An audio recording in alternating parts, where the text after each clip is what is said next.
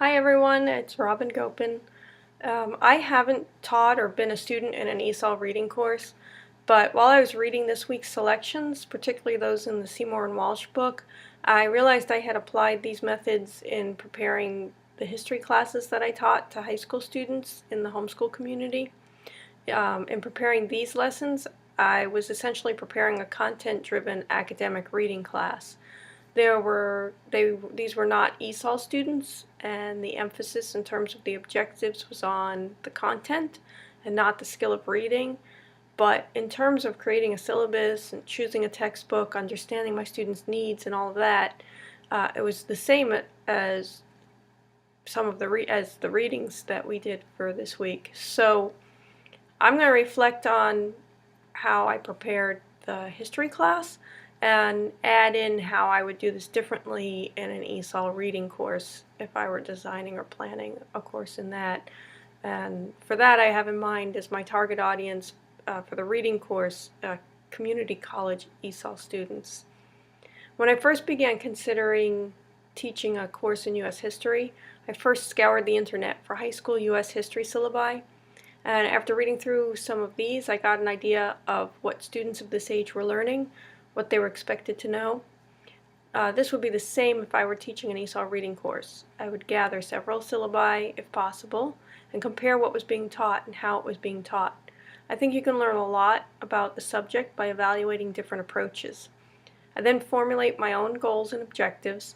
Sometimes there may be skills or knowledge that you think are important for students to learn that maybe others have not touched upon, or perhaps there's an overall theme that you want to have in the course. For my U.S. history course, I wanted to focus the class on the concepts of liberty and freedom and how those terms were used throughout the course of U.S. history in many different ways. I then used other syllabi to focus the units on particular events and time periods that seemed to be covered. Crandall and almost all the other readings emphasize that using content or theme-based text to encourages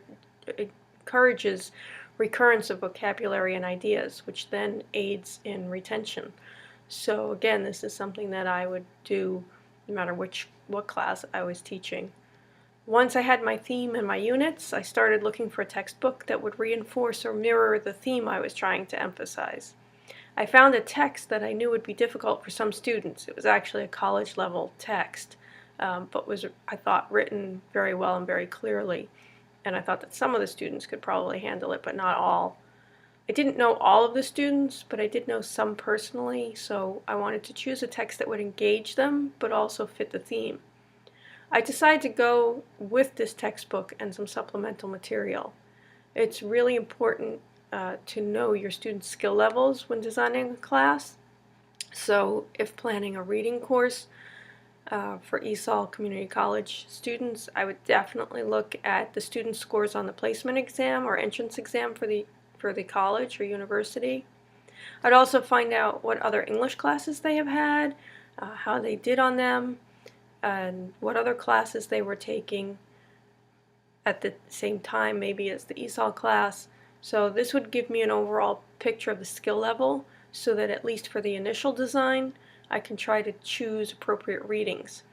As my history course went on, I got feedback from the students that the text was definitely too difficult for them, although they did like the structure of it. About halfway through the course, I switched text to one that was easier for them to read.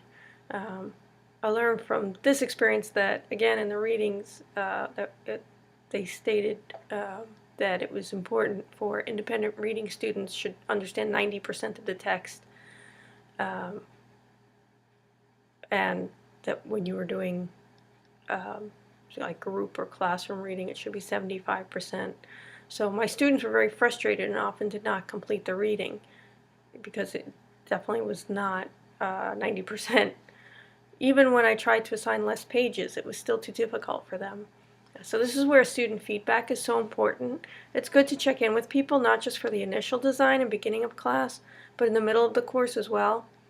I also thought that this Crandall statement, or one of the statements that flexibility was important in teaching, was exactly right, because you do need to be prepared to change things midway through if they're not working for your students. My students were much happier and could participate in class more effectively once I changed the text. In ESOL classes, you would also have to take cultural differences and sensitivities into account. I would try to find out what my students' cultural backgrounds were as well, if it were available. In this way, I could integrate stories from their cultures. And then after I had chosen the text, I could start creating the syllabus. On the syllabus, I had the basic house cleaning information like class time, how to reach me, goals and objectives of the class, the main textbook, grading system, and assignments. Again, I'd approach the design of an ESOL reading course or any course the same way on the syllabus. I think the more information students have, the better. I think so. Basically, to wrap it up, I think there are the main considerations when initially designing a class would be to know your students' proficiency level, English instruction, other courses, and cultural background as much as you can. Create goals and objectives by knowing your subject and looking at other syllabi for the same or similar courses. Choose the text or text using your knowledge of the students and keeping in mind that independent reading should be understood 90% and in class reading can be closer to 75%. And then finally, choosing activities that allow students to interact with and think about the text.